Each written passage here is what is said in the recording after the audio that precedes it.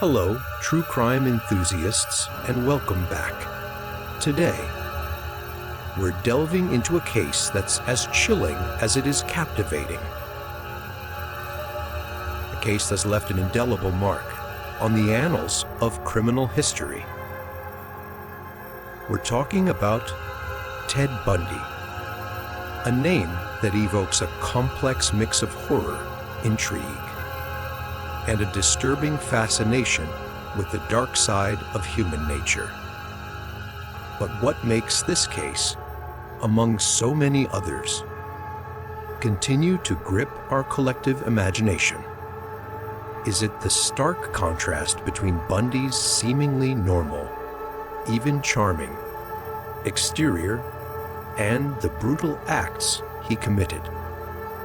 Or is it the dramatic legal chase, spanning years and multiple states, that finally brought him to justice? In this video, we'll be peeling back the layers of this complex story. We'll trace Bundy's reign of terror, meticulously examine the intricate investigation, and attempt to understand the psychology of a man who became one of the most infamous serial killers in history. I invite you to join me as we delve into the mind of a monster, searching for clues, not just to understand the past, but also to illuminate the path toward a safer future. So, buckle up, prepare yourselves, and let's begin. Remember to let me know your thoughts in the comment section. Part 2. The Reign of Terror, Ted Bundy's Crimes. Theodore Robert Bundy, born in Burlington, Vermont in 1946, wasn't your typical picture of a serial killer. Handsome, charismatic, intelligent, and seemingly normal, he defied the stereotypical image of a monstrous predator. This facade of normalcy was precisely what made him so dangerous. But appearances can be deceiving, and beneath that polished exterior lay a soul tainted by the darkest impulses. Bundy's known crimes began in the mid-1970s, primarily targeting young women, often college students. His modus operandi usually involved feigning injury or impersonating an authority figure to gain their trust. He'd lure them to secluded locations, where he would carry out his horrific acts of violence, often involving sexual assault and necrophilia. The exact number of Bundy's victims remains unknown, but it's estimated to be at least 30, spanning across multiple states, including Washington, Oregon, Utah, Colorado, and Florida. But this might just be the tip of the iceberg. Bundy, in chilling conversations before his execution, hinted at a much higher victim count, some of whom may never be identified. Let's delve into the timeline of terror, not to sensationalize, but to understand the scope and escalation of Bundy's crimes. Washington, 1974. The beginning where fear took root. Anne Linda Healy, February 1, 1974, G. A senior majoring in psychology at the University of Washington, Linda was a young woman with a bright future. She was working as a radio announcer for a ski report program and was described by friends as kind, responsible, and trustworthy. On that fateful night, Linda returned to her basement apartment after an evening out with friends. The next morning, her roommates found her room unusually empty. The bed was strangely made, and a small bloodstain was found on her pillow. Linda's sudden disappearance shocked her friends and family, and it marked the beginning of a series of other mysterious disappearances. Bundy later confessed to abducting Linda, murdering her, and disposing of her body at Taylor Mountain.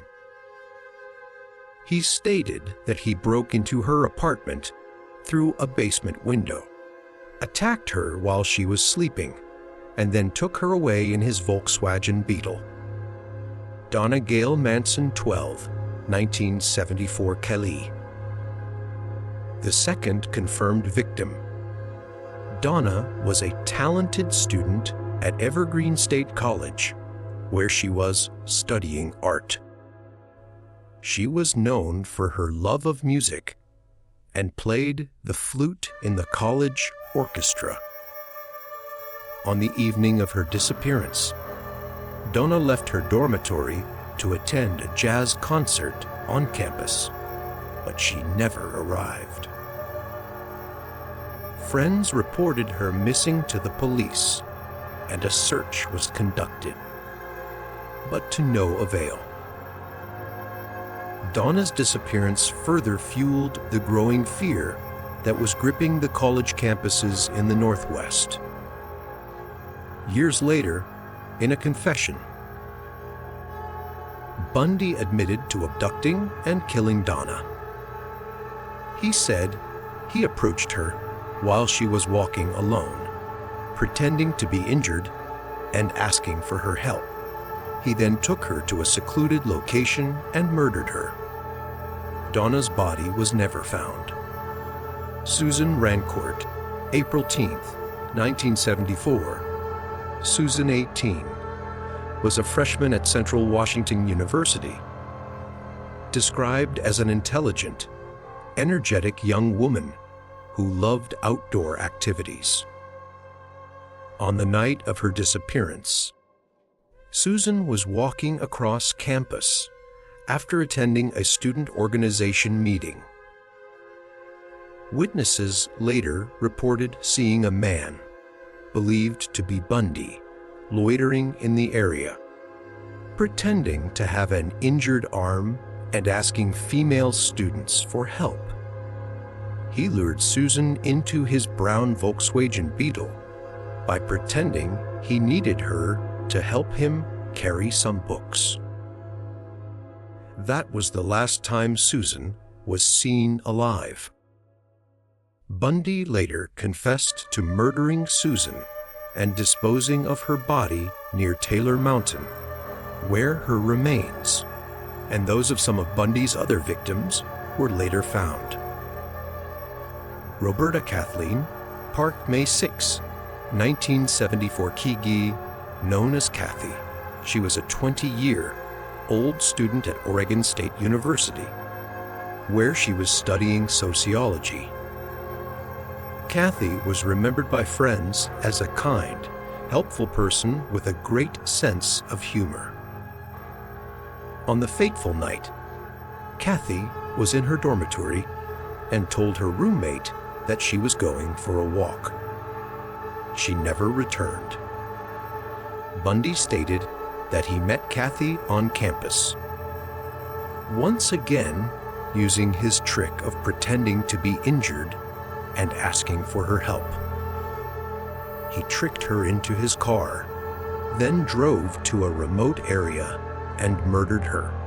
Kathy's body was later found alongside Susan Rancourt near Taylor Mountain. Brenda Carol Ball, June 1, 1974, T. Brenda, 22, was last seen leaving the Flame Tavern in Burien, Washington, after an evening out with friends. She was described as a free, spirited young woman who loved music and dancing. That night, Brenda told her friends that she would hitchhike home, a common practice at the time, but also one that carried inherent risks. That was the last time anyone saw Brenda alive. Years later, Bundy confessed to abducting and murdering Brenda. He stated that he saw her walking alone after leaving the bar and offered her a ride. He took her to Taylor Mountain, murdered her, and disposed of her body there. Brenda's skull and jawbone were found at Taylor Mountain in 1975. Jorgen Hawkins, June 11, 1974 kill. Perhaps one of Bundy's most daring abductions. Jorgen, 18, was a student at the University of Washington, known for her beauty, intelligence, and ambition to become a television broadcaster. On the fateful night, Jorgen was attending a party at her boyfriend's fraternity house. Around 1 a.m., she left the party to walk back to her sorority house, just a short walk away through a well-lit alley. She never made it. Jorgen's disappearance was particularly baffling because it occurred in an area considered safe and with many people around. Several witnesses reported seeing a man on crutches in the area that night, most likely Bundy. He used his familiar trick to approach Jorgen, pretending to be injured and asking for her help. He then overpowered her, forced her into his car, and drove away. Although Bundy confessed to abducting and murdering Jorgen, her remains were never found. Utah, Colorado, and Idaho, 1974, 1975 QQ. Expanding territory, escalating crimes. As law enforcement attention intensified in Washington, Bundy moved his criminal operations to other states, demonstrating a disturbing adaptability. He began to change his modus operandi, becoming bolder and more reckless. Carol Duranch, November 8, 1974, Carol Duranch, 18, was a telephone operator living in Murray, Utah. On that fateful evening, Carol was walking through the Fashion Place Mall when she was approached by Bundy. He posed as a police officer, calling himself Officer Roseland of the Murray Police Department, and told Carol that someone had tried to break into her car. He persuaded her to accompany him to the police station to file a report. However, instead of going to the police station, Bundy drove to a secluded area and tried to handcuff Carol. She bravely fought back and managed to escape. Carol Duranch's lucky escape provided police with a crucial witness and a detailed description of her attacker, which eventually led to Bundy's first arrest. Deborah Kent, November 8, 1974 go. On the same day that Carol Duranch escaped, Bundy targeted Deborah Kent, a 17-year-old high school student who was attending a drama performance at Viewmont High School in Bountiful, Utah. After the play ended, Deborah left the theater to pick up her younger brother at a nearby skating rink. She never arrived. A teacher at the school later reported seeing a suspicious man, possibly Bundy, loitering in the parking lot. Police found a single handcuff key near where Deborah was last seen, and this key matched the handcuffs Bundy had used on Carol Duranch earlier that day. Deborah Kent's disappearance showed Bundy's increasing recklessness as he abducted his victim from a public and crowded place. Karen Campbell, January 12, 1975 2. Karen, 23, was a nurse who was on vacation with her fiancé and his 2 children at the Wildwood Inn ski resort in Snowmass, Colorado. On the fateful evening, Karen was in the hotel lobby when she decided to return to her room to get a magazine. She never came back. Her fiancé reported her missing to the police, and a large-scale search was launched. Karen's naked body was found a month later by the side of a road, about 10 miles from the resort. Karen Campbell's murder marked Bundy's first known killing in Colorado, showing that he had expanded his hunting grounds beyond Utah. Julie Cunningham, March 15 of 1975. Julie, 26, was a ski resort employee in Vail, Colorado.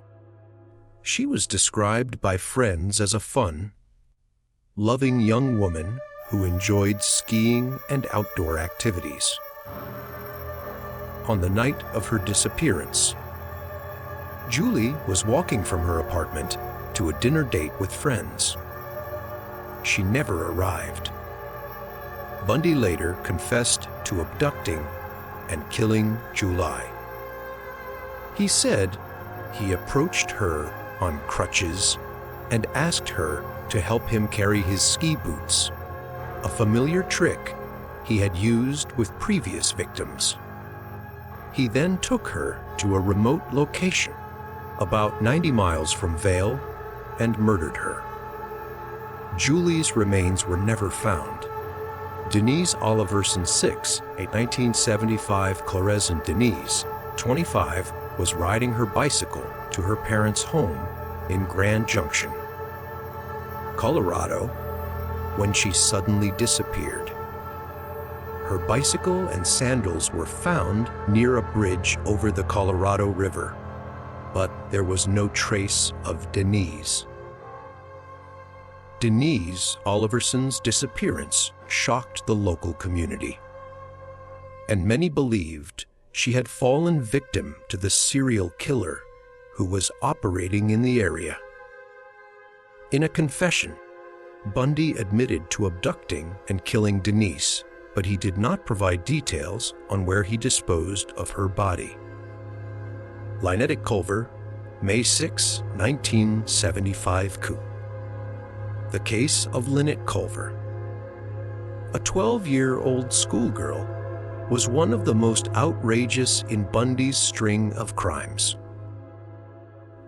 Lynette was abducted in broad daylight while walking home from Alameda Junior High School in Pocatello, Idaho. Witnesses reported seeing a man, possibly Bundy, driving slowly around the school area at that time. Lynette Culver's abduction showed the further escalation of Bundy's brutality, as he was now targeting not only adult women, but also children.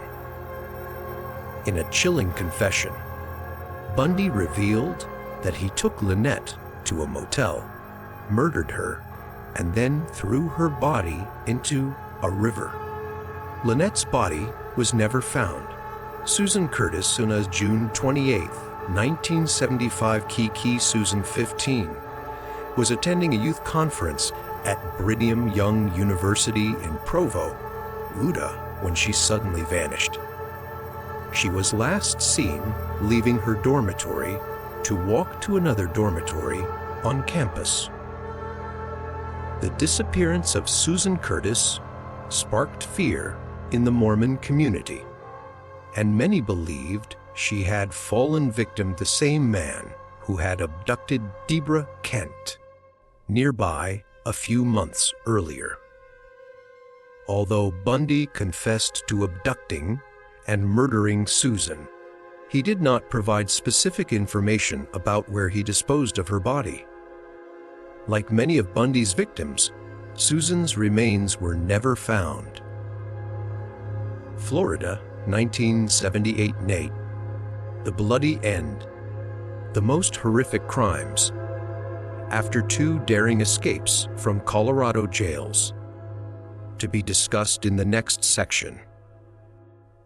Bundy fled to Florida, where he committed his final and perhaps most infamous crimes. In Florida, his brutality reached its peak, and he left a trail of horror that shocked the entire nation. Margaret Bowman and Lisa Levy, January 15, 1978, Jew. In the early hours of January 15, 1978, Bundy broke into the Chi Omega sorority house at Florida State University in Tallahassee. In a frenzied rage, he brutally attacked 4 female students who were sleeping in their rooms. Margaret Bowman, 21, and Lisa Levy, 20, were bludgeoned with an oak log and strangled to death. Margaret, a senior majoring in art history, was remembered by friends for her radiant smile and passion for art. Lisa, a sophomore majoring in fashion, was described as a kind young woman who always cared about others. The brutal attack on Margaret and Lisa left horrific wounds on their bodies, including blunt, force trauma injuries and bite marks. 2 other students in the sorority house, Karen Chandler and Kathy Cleaner, were also viciously attacked, but miraculously survived. Karen suffered a broken jaw and lost several teeth, while Kathy sustained severe head injuries. The Chi Omega massacre shook the nation, and it became one of the most notorious cases in the history of criminology. Cheryl Thomas, January 15, 1978, KU. Just hours after attacking the Chi Omega sorority sisters, Bundy broke into an apartment just a few blocks from the sorority house, where Cheryl Thomas, a 21-year-old dance student, was sleeping. He attacked Cheryl brutally, leaving her with a broken jaw and collarbone and permanent deafness in one ear. Cheryl was lucky to survive the attack, but she had to undergo numerous surgeries and a long rehabilitation process. The attack on Cheryl Thomas showed Bundy's recklessness to the point of madness as he continued his crime spree just hours after murdering 2 women. Kimberly Leach, February 9, 1978. Kimberly Leach, 12, was Ted Bundy's last known victim. On that fateful morning, Kimberly was at Lake City Junior High School in Florida when she was abducted by Bundy. Witnesses reported seeing a man, possibly Bundy, loitering around the school area at that time. He somehow lured Kimberly into his car and then drove away with the girl. The abduction of Kimberly Leach sparked a massive search involving hundreds of volunteers and law enforcement agencies. Kimberly's body was found 8 weeks later in an abandoned pig shed near Suwannee River State Park, about 30 miles from Lake City. She had been sexually assaulted and murdered. The death of Kimberly Leach, an innocent and defenseless child, caused immense outrage among the public, and it became one of the most important pieces of evidence against Bundy. Bundy's ability to evade capture for so long was a testament to his cunning and adaptability. He changed his appearance, moved across state lines, and even escaped from custody twice, continuing his reign of terror. The Chi Omega murders particularly brutal and brazen, shocked the nation and sparked one of the largest manhunts in U.S. history. Part 3: The Hunt for a Killer. Investigation and Capture. The investigation into Ted Bundy was a complex, multi-state effort involving numerous law enforcement agencies. Initially, the cases were treated as isolated incidents, but as the body count rose and similarities emerged, a terrifying pattern began to take shape. However, the road to justice was far from straightforward. The investigation was hampered by a number of factors, including Bundy's mobility, his ability to alter his appearance, and the initial lack of coordination among law enforcement agencies in different jurisdictions. Moreover, forensic science in the 1970s was not as sophisticated as it is today, making it more difficult to link physical evidence across different crime scenes. Let's examine the key phases of the investigation, highlighting the breakthroughs, the missteps, and the persistence that ultimately led to Bundy's capture. Early clues and confusion. 1974-1975 key. The picture slowly emerges as young women began to disappear in Washington and Oregon. Law enforcement agencies were initially hesitant to link the cases. They were dealing with a new type of criminal, a serial killer with a sophisticated modus operandi who didn't leave many traces. Detectives had to work with scant clues and fragmented information, trying to piece together the pieces of a gradually emerging picture of crime. King County Task Force. The King County Sheriff, David Reachert, established a task force to investigate the disappearances. They compiled a list of over 100 suspects, including Ted Bundy, based on tips and vague similarities. However, this list was too long and unfocused, overwhelming investigators with information. Moreover, at the time, the concept of a serial killer was still relatively new, and law enforcement agencies were not experienced in handling such complex cases. However, due to the lack of direct evidence and the sheer number of suspects, Bundy was not initially considered a prime suspect. Elizabeth Kluper's testimony. Bundy's girlfriend at the time, Elizabeth Kluper, also known as Meg Anders, or Beth Archer in some accounts, contacted the police multiple times to express her suspicions about his involvement. She had noticed disturbing changes in Bundy's behavior, such as his frequent absences at night, his possession of strange items she didn't recognize, such as women's underwear, a meat cleaver, and plaster of Paris, and his unusual interest in news reports about the disappearances. She also noticed that he resembled the composite sketch of the suspect published in the newspapers.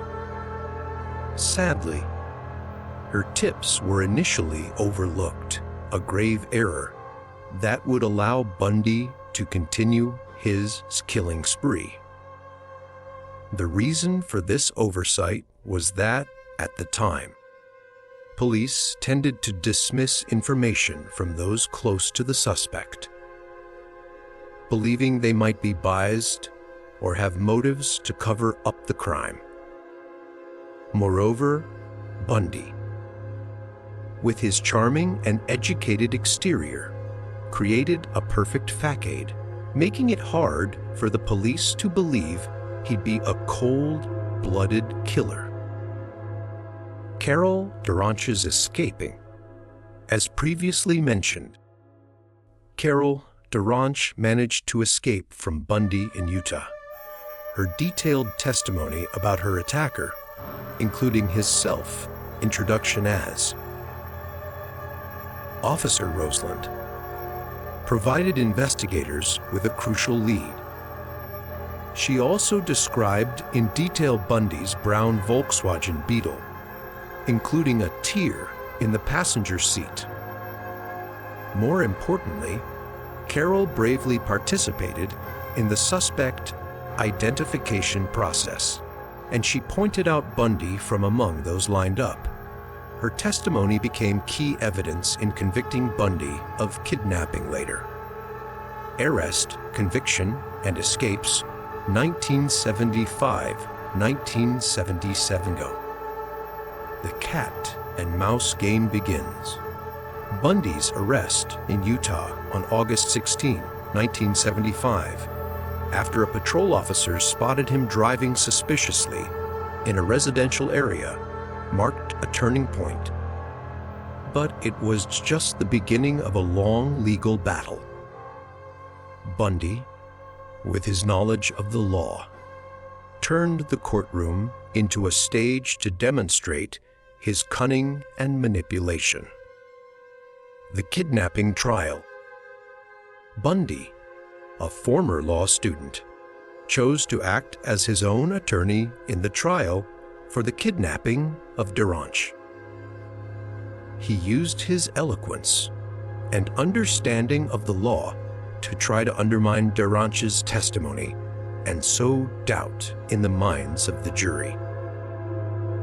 He aggressively questioned Durant, trying to point out inconsistencies in her statements. However, the jury was convinced by the evidence and Durant's testimony, and they found Bundy guilty of aggravated kidnapping. Despite his efforts, the jury convicted him based on Durant's testimony and other evidence. He was sentenced to 1 to 15 years in prison. Murder charges in Colorado, while in custody in Utah. Bundy was charged with the murder of Karen Campbell in Colorado. Investigators had found evidence linking him to the case, including his purchase of gasoline near the area where Campbell disappeared around that time. He was transferred to Aspen to stand trial. First escape, June 7, 1970. This was a testament to Bundy's audacity and determination to escape. In June 1977, while at the Picken County Courthouse Law Library preparing for his murder trial, Bundy asked to use the restroom. Taking advantage of the guard's negligence, he jumped out of a second-story window and fled. He had left behind a stack of books arranged to look like a seated person, a trick that showed his calculation and preparation. He was recaptured 6 days later, after a massive manhunt, when a police officer recognized him driving erratically. Second escape, December 30, 1977 clung. This escape was even more audacious and sophisticated than the previous one. In December 1977, Bundy made an incredible escape. Over weeks, he secretly carved a hole in the ceiling of his cell, using a hacksaw blade that he had managed to conceal. To hide his actions, he used a mixture of soap and toothpaste to mimic the bars. He had also lost a significant amount of weight, so he could fit through the hole. On the night of the escape, he left a dummy made of blankets and pillows on his bed to deceive the guards. After crawling through the hole, he navigated through the ventilation system and escaped to freedom through the apartment of the chief jailer, who was on vacation at the time. This escape granted him freedom to travel to Florida, where he would commit his final crimes. This daring escape sparked public outrage and forced law enforcement agencies to review security measures in prisons. Florida and the Final Manhunt, 1978 Clue. The Last Stop. The Chi Omega murders and the abduction of Kimberly Leach sent shockwaves across the nation. Law enforcement agencies launched one of the largest manhunts in U.S. history to apprehend the killer who had sown terror in communities across the country. Witnesses and evidence. Several witnesses saw a suspicious man near the Chi Omega sorority house around the time of the murders. A neighbor reported seeing a man hurriedly leaving the sorority house early that morning. Another witness, a student living nearby, described a man matching Bundy's sketch loitering in the area. These testimonies, although not directly pointing to Bundy, provided important clues for the investigation. Furthermore, a bite mark found on Lisa Levy's body became crucial evidence. This was a new type of forensic evidence at the time, and it played a vital role in convicting Bundy. Capture in Pensacola on February 15, 1978. Officer David Lee, a patrolman in Pensacola, Florida, noticed an orange Volkswagen Beetle driving erratically at night. When he checked the license plate, he discovered that the car had been reported stolen.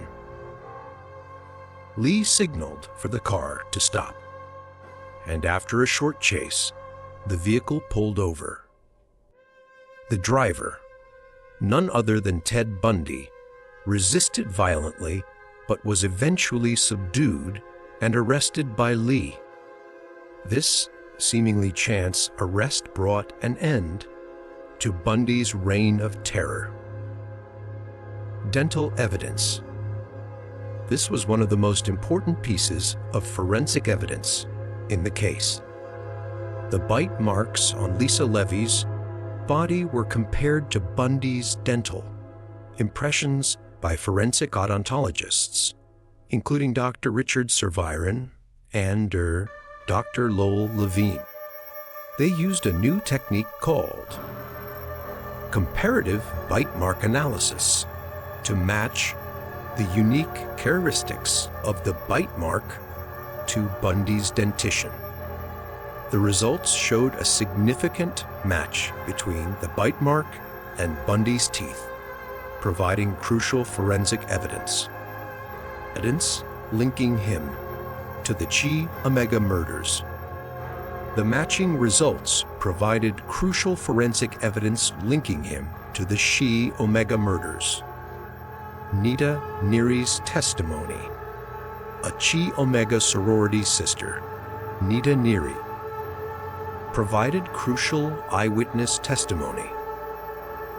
On the night of the murders, Nita woke up to a noise and saw a man carrying a club leaving the sorority house. She described the man as tall, thin, and wearing dark clothing. Although she couldn't positively identify the man's face due to the darkness, her testimony strengthened the case, and her description of the weapon matched the log found at the scene. The Trials and Convictions 1979-1980 Justice is Served, a Bundy faced two separate trials in Florida, one for the Chi Omega murders, held in June 1979, and one for the murder of Kimberly Leach, held in January 1980. The widely televised trials captured the nation's attention, turning into a media event, with millions following every development. Bundy, once again, took advantage of this opportunity to demonstrate his cunning and try to manipulate public opinion. The Chi Omega trial Bundy, once again acting as his own attorney, used the trial as a platform to showcase his legal skills and charisma. He aggressively questioned witnesses, tried to sow doubt in the minds of the jury, and portrayed himself as a victim of police conspiracy. However, the evidence against him, including the bite mark evidence and eyewitness testimony, was irrefutable. It took the jury less than 7 hours to find Bundy guilty of both counts of first-degree murder. He was sentenced to death by the electric chair. The Kimberly Leach trial. In the second trial, Bundy was less involved in his own defense and often dozed off during the proceedings. Perhaps he realized that his chances of acquittal were very slim. The evidence against him in this case was also overwhelming. Evidence included fibers from the girl's clothing found in Bundy's stolen van, and the testimony of witnesses who saw him with the girl on the day of her disappearance. One witness saw Bundy leading Kimberly into a white truck, matching the vehicle he had stolen. Another witness saw Bundy in the area where Kimberly's body was found. He was again sentenced to death. The investigation into Ted Bundy was a long and arduous process, full of mistakes and dead ends. However, it also stands as a testament to the persistence of law enforcement agencies, especially detectives like Robert Keppel, Kathleen McChesney, and David Reichert, who relentlessly pursued justice for the victims and their families. They had to overcome many difficulties, from the lack of modern forensic technology to the pressure from the public and the media. Ultimately, the close cooperation between law enforcement agencies in multiple states, along with advances in forensic science, led to the capture and conviction of Ted Bundy, ending one of the darkest chapters in the history of American criminology. Part 4: The Mind of a Monster. Psychological analysis. What drove a seemingly normal, even accomplished individual like Ted Bundy to commit such heinous acts? This question has haunted criminal profilers, psychologists, and psychiatrists who have studied the Ted Bundy case for decades. Trying to understand Bundy's psychology is not to excuse his actions, but to shed light on the complex factors that can contribute to the development of a serial killer. It's a complex undertaking, as Bundy himself was a cunning and manipulative individual who carefully concealed his true nature from the world. Let's delve into the various psychological theories that have been forth to explain Bundy's behavior, considering potential diagnosis, childhood influences, and the underlying motives for his crimes.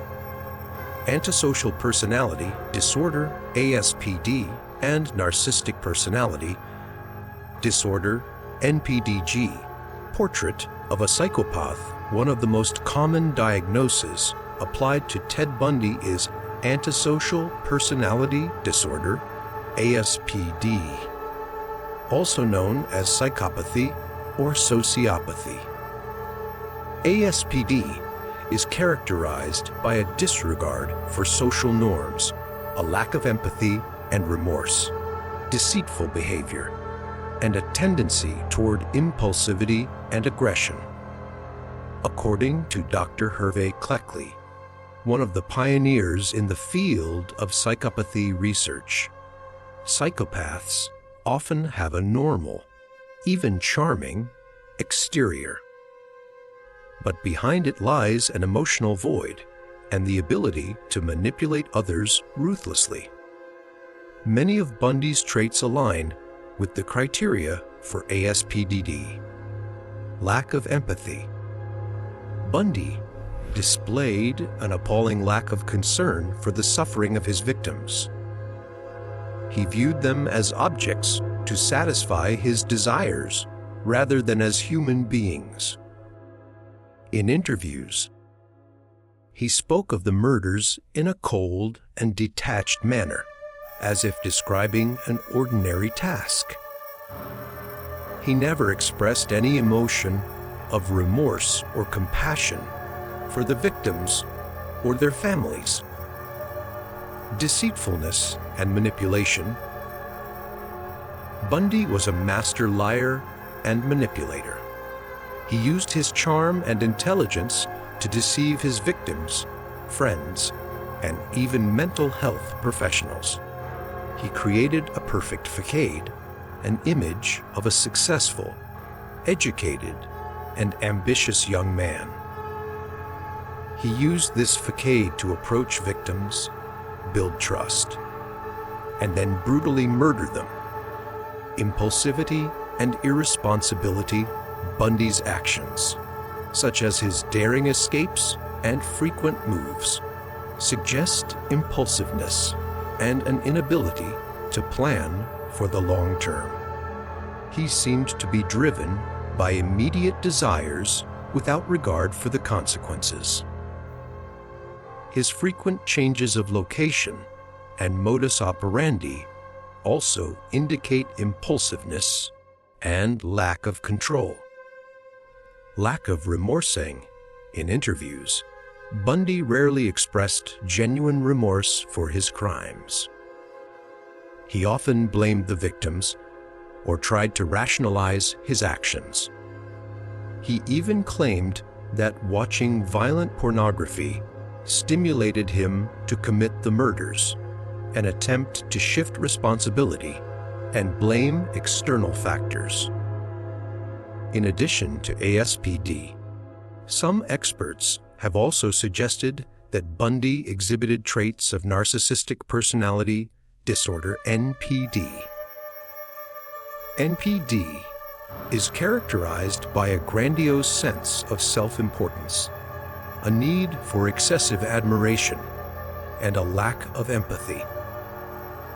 People with NPD often believe they are special, superior to others, and deserve special treatment. Narcissistic traits that can be observed in Bundy include grandiosity. Bundy believed he was smarter and superior to others, including law enforcement. He considered himself above the law and believed he could get away with any crime. In court, he displayed overconfidence and contempt for prosecutors, judges, and the jury. He reveled in the media attention and seemed to enjoy his notoriety. Need for admiration. In Bundy craved attention and admiration. He staged his trials as performances, acting as his own attorney and basking in the spotlight. He wanted to be seen by everyone as an intelligent, talented, and attractive person. He even married Carol Ann Boone, a devoted fan. Right in the courtroom during his trial, a display of ostentation and his need for attention. Fantasies of power and brilliance egg. Bundy may have believed he was above the law and could get away with his crimes. He believed he had absolute power over his victims, and his ability to control their life and death gave him a distorted sense of satisfaction. He saw himself as a master in the cat and mouse game with the police, and his successful escapes further reinforced his illusion of invincibility. Childhood influences and trauma. The roots of darkness. While there is no excuse for Bundy's behavior, considering his childhood, experiences may provide some insight into his psychological development. However, it must be emphasized that not all individuals with difficult childhoods become serial killers. The connection between childhood trauma and later violent behavior is complex and not always clear. Unstable childhood.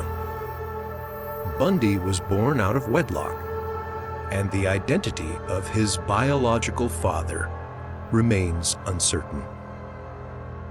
He grew up believing that his grandparents were his parents and that his mother was his older sister. The revelation of his true lineage in his early years may have been a destabilizing experience. The absence of a father figure and the deception about his family origins may have affected Bundy's psychological development, leaving him feeling insecure, lacking in emotional support, and struggling to form healthy relationships. Exposure to violence egg.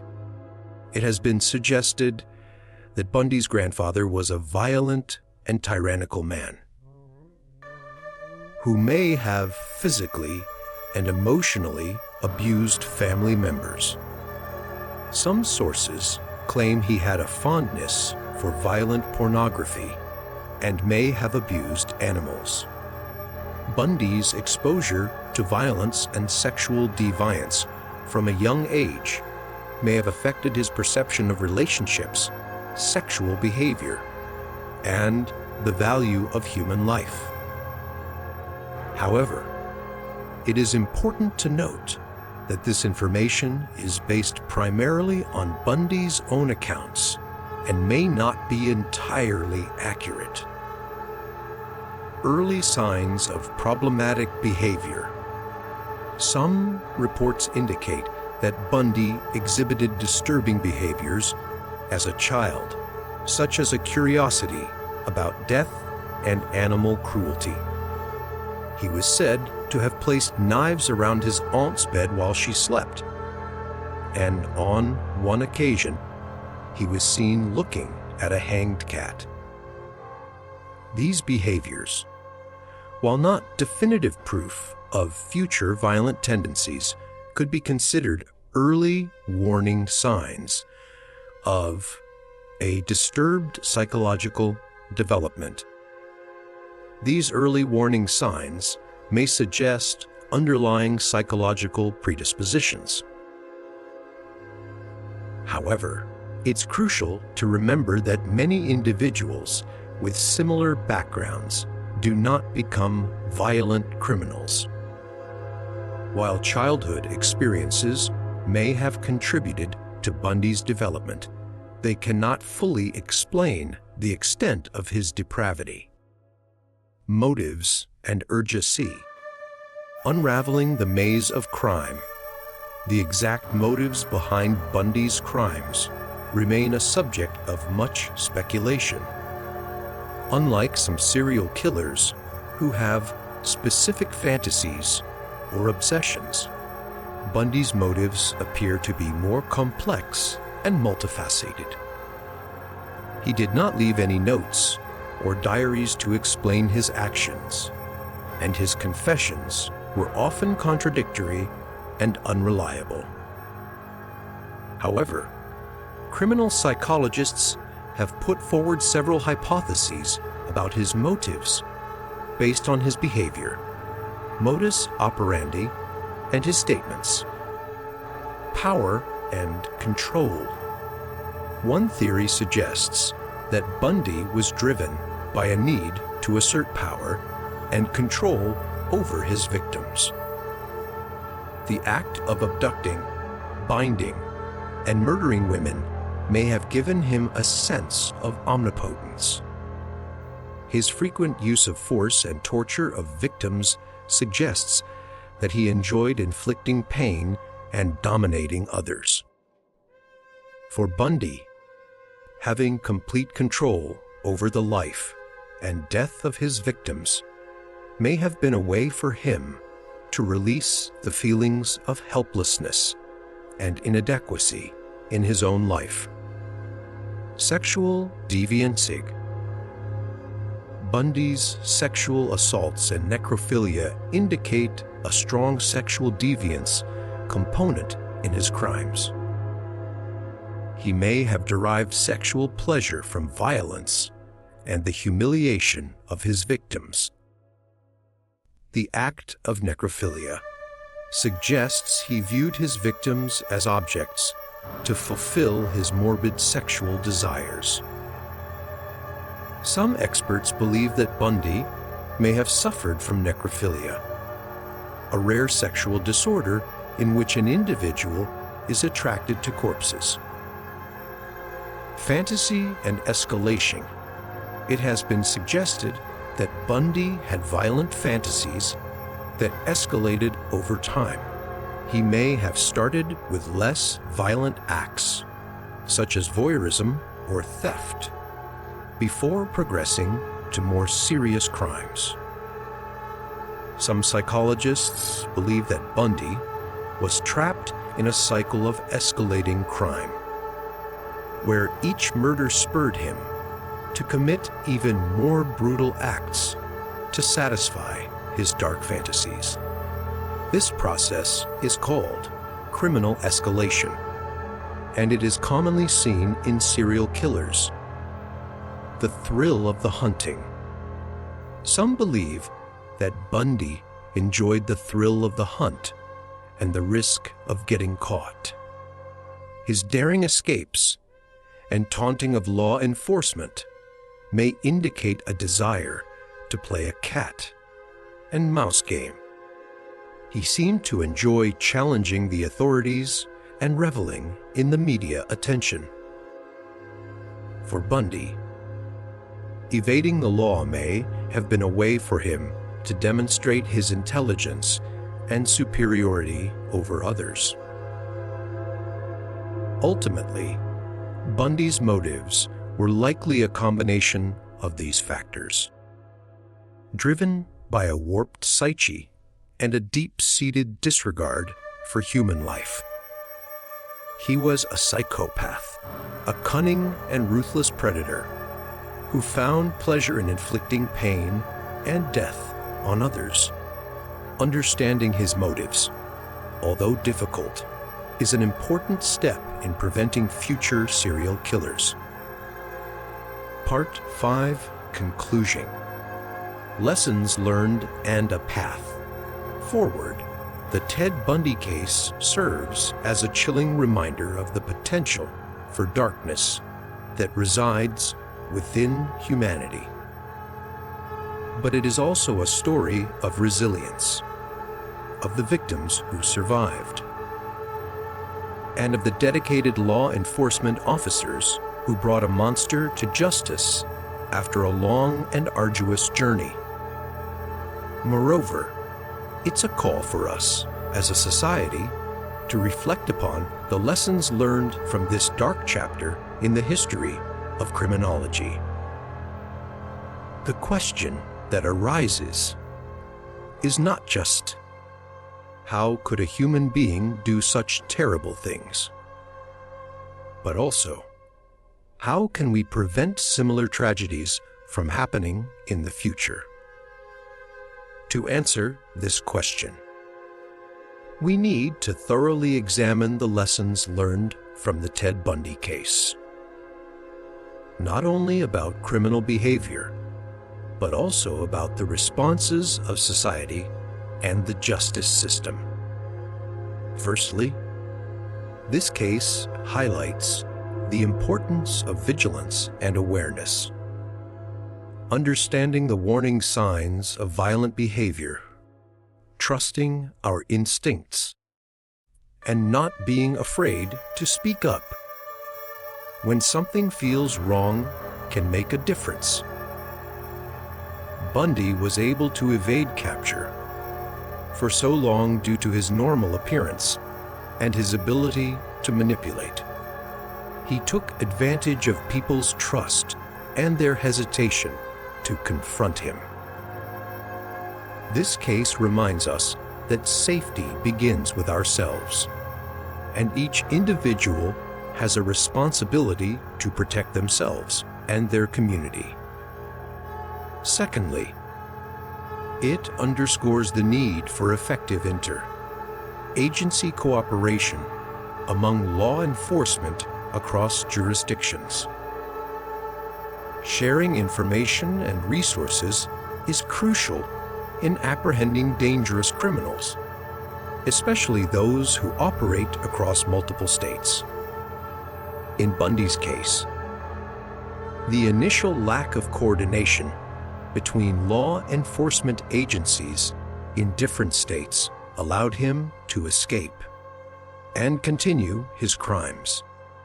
This case spurred significant changes in how law enforcement agencies cooperate and share information, leading to the creation of national databases like VCP, Violent Criminal Apprehension Program, that help track and apprehend serial offenders more effectively.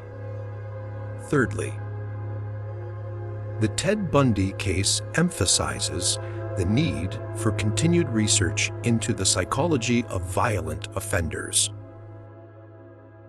By better understanding the factors that contribute to their behavior, we can develop more effective strategies for prevention, intervention, and rehabilitation. This case has spurred the development of the field of criminal psychology, and it continues to be an important case study for professionals in this field.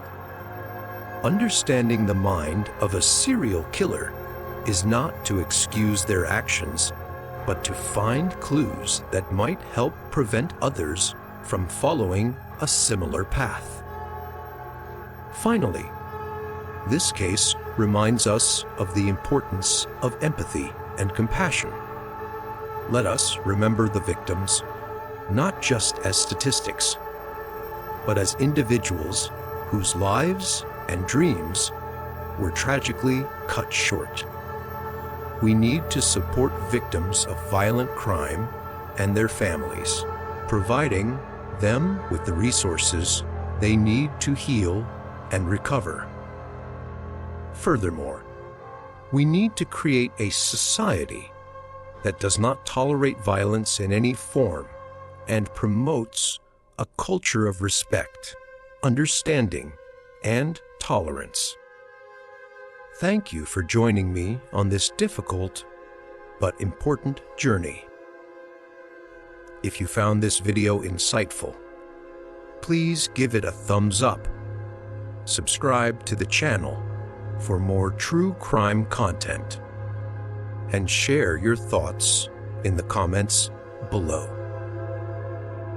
Let's keep the conversation going, because it is through understanding and awareness that we can hope to prevent such tragedies in the future. We owe it to the victims of Ted Bundy and to ourselves to learn from the past and build a better future. Until next time, stay safe and stay informed.